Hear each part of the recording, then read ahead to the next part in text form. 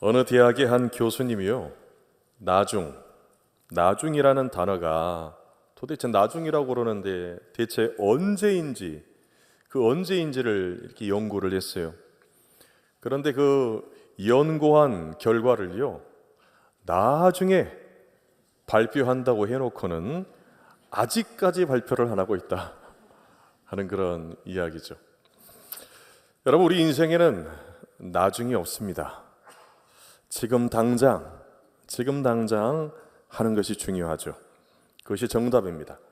생각만 하지 않고 또 미루지 않고 망설이지 않고 지금 하는 것이 무엇보다도 중요하다라는 것입니다. 그런 의미에서 우리 앞서 서로 이제 인사 나누었지만 이렇게 한번 서로 이렇게 축복하면서 인사하겠습니다. 나중은 없습니다. 지금 합시다.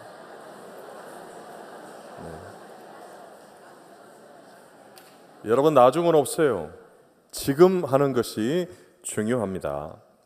그렇기 때문에 아직 완성되지 않았지만 장차올 하나님의 나라이면서 이미 임한 이 하나님 나라 천국은요, 나중이 아니라 지금 얻고 소유해야 합니다. 이 세상 그 무엇보다도 그 누구보다도 가장 귀하고 가치 있는 이 천국의 그 영생은 우리가 결코 놓칠 수 없는 오늘이라는 이 소중한 기회에 꽉 붙들어야 될 최고의 가치이기 때문에 그렇죠. 오늘 성경은 세례 요한으로부터 세례를 받으신 예수님이로 하늘의 문이 활짝 열리고요, 성령님께서 비둘기같이 임하심으로 이미 임한 하나님 나라의 사역을 이제 메시아로서 공식적으로 시작하시는 예수님의 그 모습을 비추어 주고 있습니다. 예수님께서 하나님 나라의 그 왕권을 가지고 오셔서 왕으로 등극하시는 메시아 대관식이라고도 할 수 있어요. 이를 통해서 예수님께서는 자신이 하나님의 아들이시다 하는 것을 만천하에 드러내시면서 이제는 새로운 은혜의 시대가 활짝 열렸다라는 것을 많은 사람들에게 공식적으로 알리시고 계세요. 바로 성령으로 임하는 하나님 나라의 왕이신 예수님께서 죄와 죽음과 사탄의 노예로 있는 모든 사람들을 자유롭게 하는 그리스도 메시아로서의 그 사역에 첫 신호탄을 쏘아 올리고 계시는 거죠. 그래서 이 시간도 들려주시는 이 말씀을 통해서 성령의 능력을 힘입어 하나님 나라를 선포하고 계시는 그 예수님, 우리가 오늘도 이 시간에도 지금도 만나는 은혜가 있기를 바라고요, 그 예수님을 통해서 얻게 되는 그 생명, 그 은혜, 정말 상상할 수 없는 놀라운 그 복 또한도 맛보시고 생생하게 경험하는 우리 신일의 모든 성도님들 되시기를 바랍니다. 먼저 13절, 14절 말씀을 함께 보겠습니다. 함께 읽습니다. 시작. 이때 예수께서 갈리로부터 요단강에 이르러 요한에게 세례를 받으려 하시니 요한이 말려 이르되 내가 당신에게서 세례를 받아야 할 터인데 당신이 내게로 오시나이까. 여러분, 세례 요한은 왕이신 예수님의 길을 예비하고 준비했던 그런 사명을 가지고요, 그 역할을 아주 충실하게 감당했던 하나님의 사람이죠. 광야에 외치는 자의 소리로 예수님의 그 오실 길을 준비하고 예비했던 사람입니다. 그래서 이사야 40장 3절에서 5절을 보게 되면 이 세례 요한이 하게 될 사역에 대해서 이사야 선지자는 이렇게 예언하고 있습니다. 함께 읽습니다. 외치는 자의 소리여 이르되 너희는 광야에서 여호와의 길을 예비하라. 사막에서 우리 하나님의 대로를 평탄하게 하라. 골짜기마다 도두어지며 산마다 언덕마다 낮아지며 고르지 아니한 곳이 평탄하게 되며 험한 곳이 평지가 될 것이요 여호와의 영광이 나타나고 모든 육체가 그것을 함께 보리라. 이는 여호와의 입이 말씀하셨느니라. 야란히 이 예언의 말씀에 순종해서 자신에게 주어진 그 역할을 성실하게 충실하게 감당을 합니다. 여러분, 피아노 연주회를 할 때 피아니스트 왼편 약간 뒤에 앉아가지고 악보를 대신 넘겨주는 역할을 하는 사람을 가리켜서 페이지 터너다. 예? 넘순이?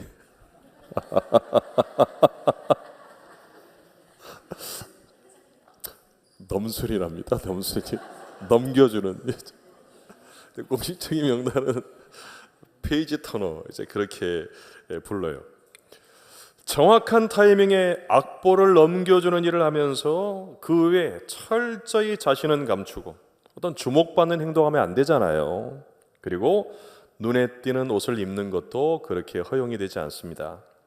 또 유대인들의 결혼식을 보면은요, 신랑이 도착할 때까지 신부의 곁에서 그 신부를 지키는 역할을 하다가 신랑이 딱 도착을 하잖아요. 그러면 투명 인간처럼 사라지는 그런 존재가 있는데, 그를 가리켜서 쇼시벤이라 그렇게 불러요. 일명 들러리입니다. 들러리. 세례요한이 바로 페이지 터너, 넘순이, 페이지 터너와 쇼슈벤과 같이 연주회와 결혼식에서 잠깐 자신의 그 역할을 감당하다가 소리 없이 자신을 감추는 그런 역할을 하는 하나님의 사람이었어요. 모든 역사의 무대 위에서 주인공이 되시고 하나님 나라의 어린 양의 혼인잔치의 참 신랑이 되시는 예수님만을 높이고 더욱 돋보이게 하는 신실하고 충성스러운 그 들러리로서의 그 역할을 잘 감당했던 사람이라는 겁니다. 자, 그런데 그 들러리 역할을 하는 세례요한이 세례를 베푸는 일을 하고 있는 곳까지 하나님 나라의 왕이시고 주인공이 되시는 예수님께서 오늘 직접 찾아가세요. 요한복음 1장 28절을 보면은요, 세례요한이 세례를 베풀고 있던 장소를 가리켜서 요단강 건너편의 베다니, 그렇게 얘기해요.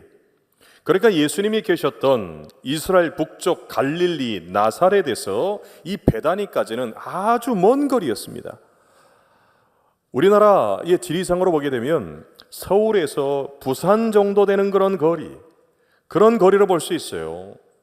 그런데 예수님께서 세례를 받으시기 위해서 직접 그 먼 길을 찾아가셨다라는 것입니다.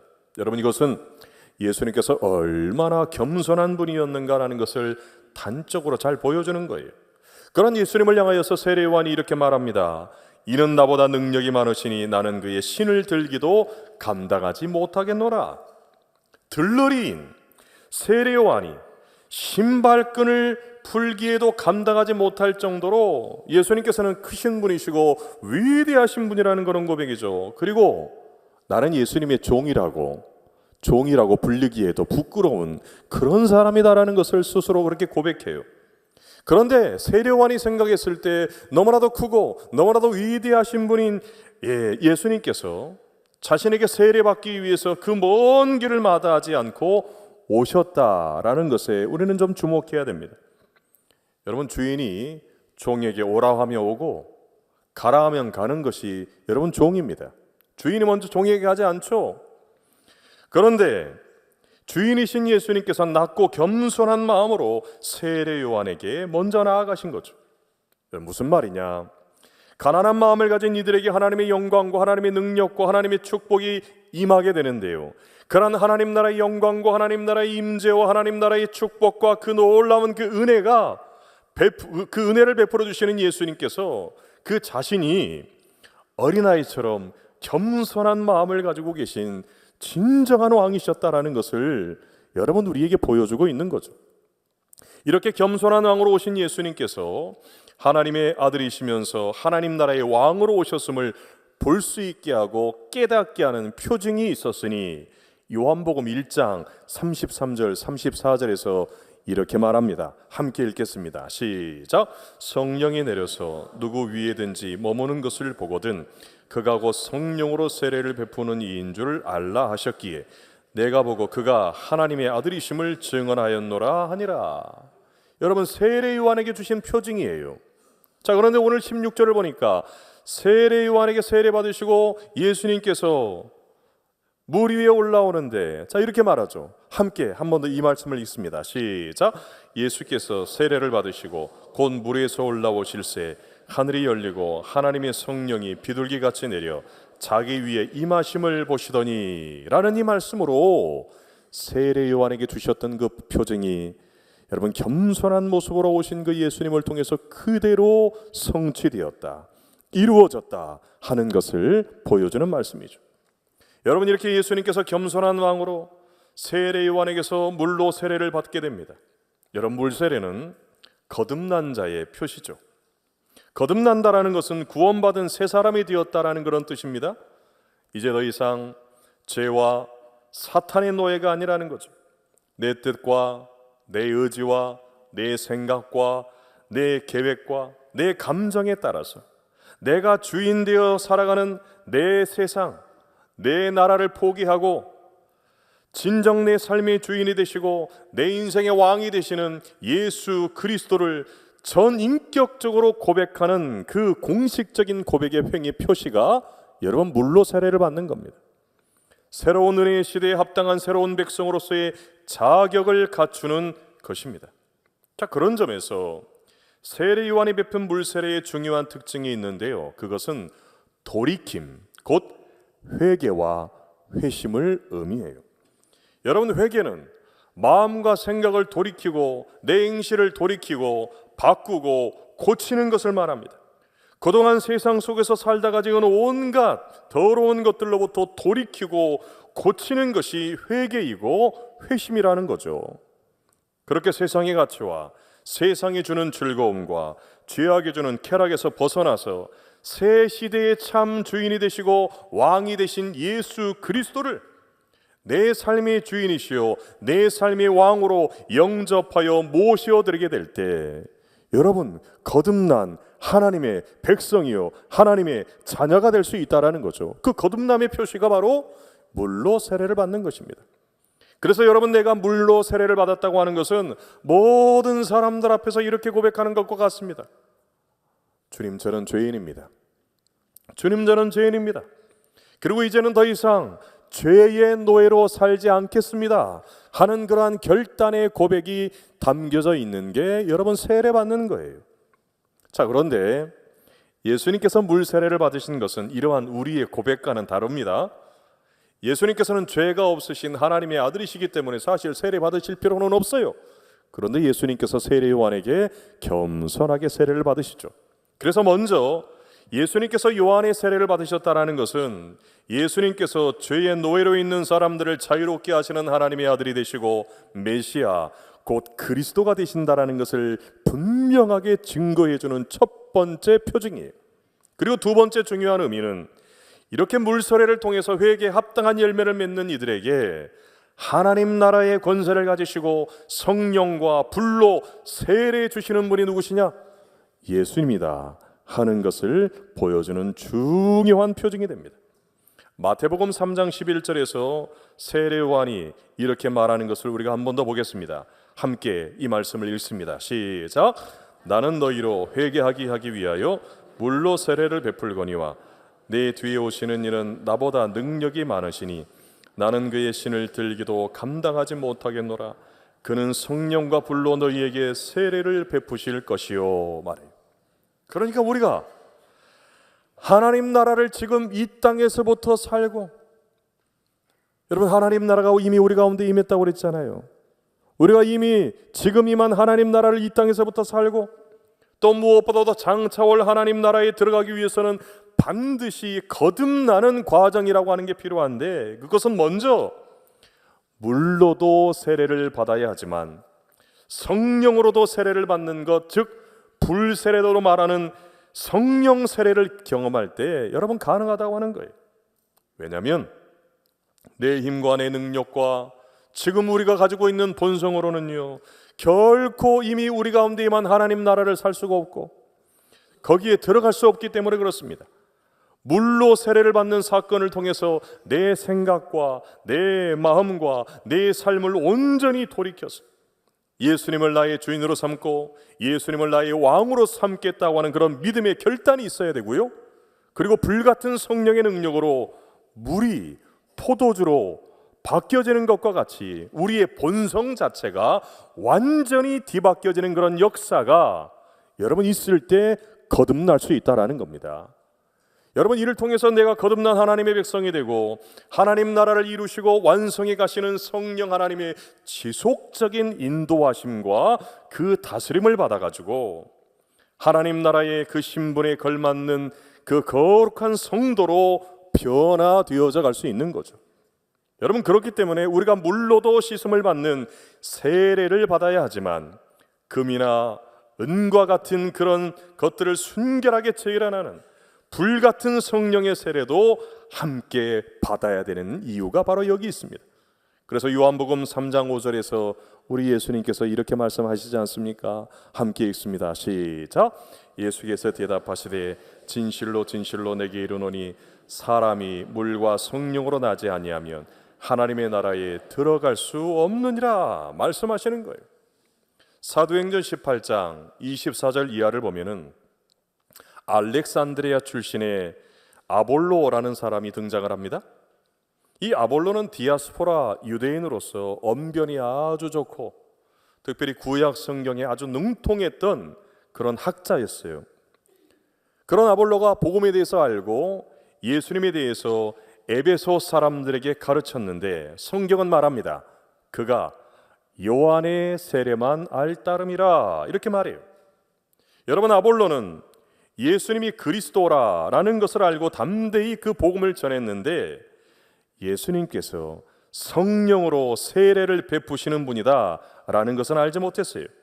그래서 아볼로가 고린도 지방으로 가고 사도 바울이 에베소로 왔을 때 아볼로에게 복음을 전해 들었던 사람들에게 이렇게 묻습니다. 너희가 믿을 때에 성령을 받았느냐? 그러니까 그들이 대답해요. 아니라 우리는 성령이 계심도 듣지 못하였노라 이렇게 대답해요. 그러나 이들은 요한이 베푼 물 세례만 알았다는 그런 말이에요.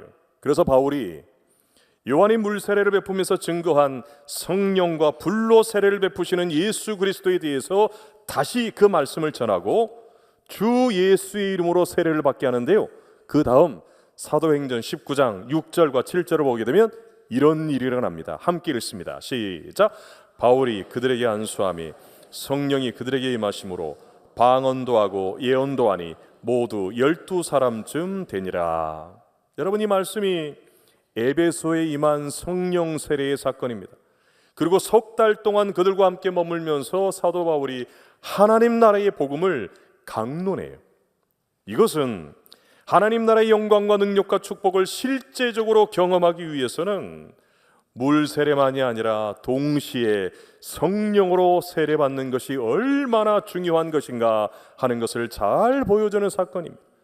왜냐하면 성령으로 세례를 받지 않고서는 그리스도 안에서 새로운 피조물이 될 수가 없고 성령의 능력이 없으면 하나님 나라를 지금 이 땅에서부터 살 수가 없고 장차 완성된 그 새 하늘과 새 땅에도 여러분 들어갈 수가 없기 때문에 그래요. 저는 예수님 믿고 또한 세례를 받은 지 약 한 달 후에 제 방에서 기도하는 가운데 성령으로 세례받는 영적 체험을 할 수가 있었습니다. 머리부터 발끝까지 온몸에 성령으로 충만한 그런 놀라운 영적 경험을 할 수가 있었어요. 그래서 요엘서 2장 28절 29절에 이렇게 말하는데요. 이 말씀 함께 읽습니다. 시작. 그 후에 내가 내 영을 만민에게 부어주리니 너희 자녀들이 장래일을 말할 것이며 너희 늙은이들은 꿈을 꾸며 너희 젊은이는 이상을 볼 것이며 그때에 내가 또 내 영을 남종과 여종에게 부어줄 것이며. 여러분, 이 말씀처럼 믿는 모든 사람들에게 하늘의 문을 활짝 여시고 임하시는 불같은 성령의 능력과 그 축복을 여러분 경험할 수 있었던 겁니다. 하늘의 문이 활짝 열리고 불같은 성령 하나님이 임하셨을 때 장래의 비전이 생기고 미래에 대한 꿈이 생기고 내가 받은 이 하나님의 사랑과 이 은혜를 전하지 않고서는 견딜 수 없는 그런 사명에 불탈 수 있게 되었다라는 거죠. 그러므로 우리가 과거의 삶에서 돌이켜서 회개 물 세례를 받고 믿는 자들에게 하늘의 문을 활짝 열어주시고 부어주시는 성령의 세례를 받게 되면 하나님 나라의 꿈이, 하나님 나라의 비전이 나의 꿈이 되고 나의 비전이 될 줄로 믿습니다. 하나님 나라의 능력과 그 영광과 그 축복이 나의 영광이 되고 나의 은혜가 되고 나의 능력이 되고 나의 축복이 되는 줄로 믿으시기를 바랍니다. 무엇보다도 불같은 성령의 임하심을 통해서 예수님께서 주와 그리스도가 되시는 하나님의 나라, 이미 우리 가운데 임한 그 하나님 나라가 얼마나 귀하고 얼마나 가치 있는가라는 것을 여러분 그것을 발견하게 되고 그것을 지금 당장 사게 되는 그 영적인 눈이 활짝 여러분 열리게 된다라는 사실입니다. 여러분 끝으로 17절 말씀인데요, 함께 말씀을 읽습니다. 시작. 하늘부터 소리가 있어 말씀하시되 사랑하는 아들이요 내 기뻐하는 자라 하시니라 말씀이. 여러분 물로 세례를 받으신 예수님께서 물에서 올라오셨을 때 하늘의 문이 활짝 열리고 성령 하나님께서 그 위에 임하시는 이 오늘의 성경의 사건은요, 예수님께서 많은 사람들에게 성령으로 세례를 베푸시는 분이라는 것을 증거하기 위해서 하나님의 뜻과 또 하나님의 그 의에 철저하게 먼저 순종하시는 예수님의 모범을 보여주시는 일입니다. 구약 성경을 보게 되면 하나님께서 자신의 영광을 드러내시고 자신의 뜻을 이루시기 위해서 어떤 구별된 물건이나 사람들에게 성령의 기름을 부으세요. 철저하게 하나님의 뜻과 하나님의 의지에 순종하는 자를 세우시고 기름 부어 주셔서 그 하나님 나라의 사명을 감당하게 하시는 겁니다. 그래서 예수님께서 먼저 자신을 온전히 성부 하나님께 드려서 하나님 나라와 하나님의 그 의를 구하는 삶이 무엇인가라는 것을 모범적으로 보여주고 있는 겁니다. 그래서 성자 예수님의 겸손한 순종을 기쁘게 받으신 성부 하나님께서 오늘 하늘의 문을 활짝 여시고 성령으로 기름 부어주시면서 이렇게 말씀하시지 않습니까? 이는 내 사랑하는 아들이요 내 기뻐하는 자라 하시는 인정과 찬사를 주시는 거예요. 먼저 그의 나라와 의를 구하는 자들에게 하나님의 영광과 하나님의 축복과 하나님의 능력이 임한다라는 것을 보여주는 거예요. 자, 그렇다면 하나님께서 순종의 모범을 보여주신 예수님을 통해서 우리에게 회개의 물세례를 받게 하시고 성령의 불세례로 거듭나게 하시는 이 목적이 뭐냐? 왜 우리에게 물세례를 받게 하시고 성령으로 거듭나게 하셔서 하나님의 자녀가 되게 하시고 하나님의 백성이 되게 하시고 거룩한 하나님 나라의 사명을 주셔서 그 일을 이룰 수 있게 하시느냐? 여러분 그것은 하나님의 기쁨을 위해서인 줄로 믿으시기를 바랍니다. 하나님의 영광을 위해서라는 거예요. 더 이상 내가 원하는 내 본성에 이끌려서 죄악되고 불순종의 삶을 사는 게 아닙니다. 성령의 의지와 인도하심에 이끌려서 하나님 나라와 하나님의 의를 구하는 그 영광의 삶을 살 수 있도록 우리 인생의 분명한 목적, 우리 하나님께서 우리 모두에게 뜻하신 그 삶의 목적을 이룰 수 있도록 오늘도 우리에게 성령으로 기름 부어주시고 성령의 능력을 더해 주셔서 우리로 하여금 그러한 삶의 방향을 향해서 그 목적을 향해서 나아가게 하시는 거죠. 수년 전에 함께 사역했던 목사님이 자신이 차를 몰고 고속도로를 달리다가 이제 기름이 다 떨어져 가지고 그 기름 넣기 위해서 이제 휴게소에 있는 주유소에 들렸습니다. 이분의 차가 휘발유 차였어요. 휘발유 차에는 뭘 넣어야 됩니까? 휘발유를 넣어야 되잖아요. 그런데 이분이 본인이 이제 평소에 몰던 차는 아니었어요. 그러니까 이제 헷갈리고 실수할 수 있죠. 그런데 아무리 실수를 한다 해도 안 맞잖아요. 아닙니까? 안 들어가요. 그런데도 이분이 본인은 이게 휘발유차가 아니고 경유차라고 생각을 하고 그 경유를 어거지로 막 우겨 넣어가지고 휘발유를 넣지 못하고 그 실수로 경유를 주입하는 그런 일이 있었습니다. 여러분 휘발유차에 경유를 넣으면 어떻게 되죠? 한 번도 경험을 안 해보셨으니까 여러분 차가 작동이 안 돼요. 시동이 안 걸립니다. 넣었던 거 다 다시 빼야 되고 그래야지 차가 망가지지가 않아요. 여러분 그래서 차가 스스로 못 가니까 그거 하면 어떻게 해야 됩니까? 정비소 가야 되잖아요. 견인차에 여러분 태워가지고요 그 고속도로 멀리 정비소까지 가고 그날 하루 스케줄 다 취소되는 그런 일이 있었어요. 여러분 C.S. 루이스는 그의 책 순전한 기독교에서 다음과 같은 말을 합니다. 휘발유를 연료하도록 고안된 자동차는 다른 연료를 사용하면 제대로 달리지 못한다. 하나님께서는 인간이라고 하는 기계를 하나님을 근거로 하여 달리도록 고안하셨다. 하나님은 당신을 떠난 우리에게 평화와 행복을 주실 수가 없다. 왜냐하면 하나님을 떠난 곳에는 그런 것이 존재하지 않기 때문이다.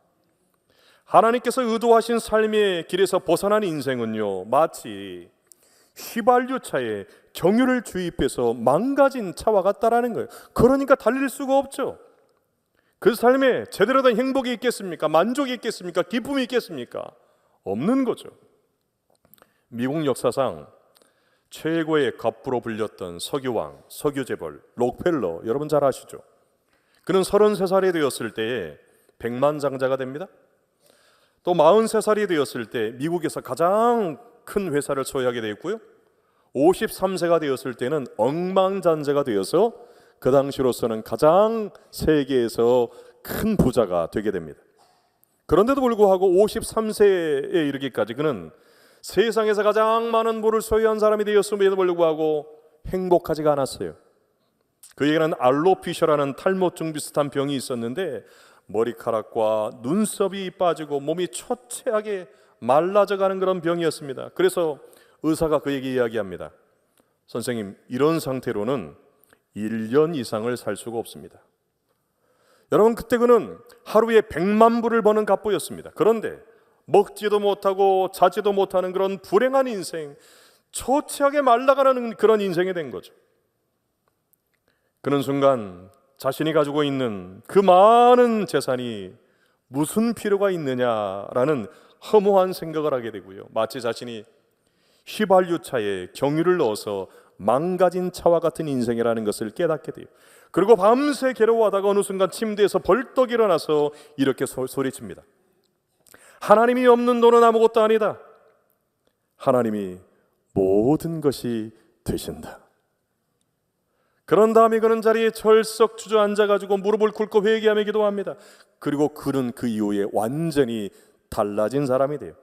습관적으로 교회에 나갔던 그의 삶이 바뀌어서 성실하게 교회에 출석하는 크리스찬이 되고, 또 하나님이 기뻐하시는 것에 자신의 인생과 자신의 모든 것을 다 드리고 헌신하는 그런 삶을 살게 되는데요, 그 헌신의 결과 그가 세운 교회가 있어요. 전국의 많은 교회들, 또 도서관, 대학들도 세웠는데 그 중에 뉴욕에 가게 되면은요, 이 록펠러가 세운 교회, 아름다운 교회가 하나 있는데 바로 리버사이드 교회라는 것입니다.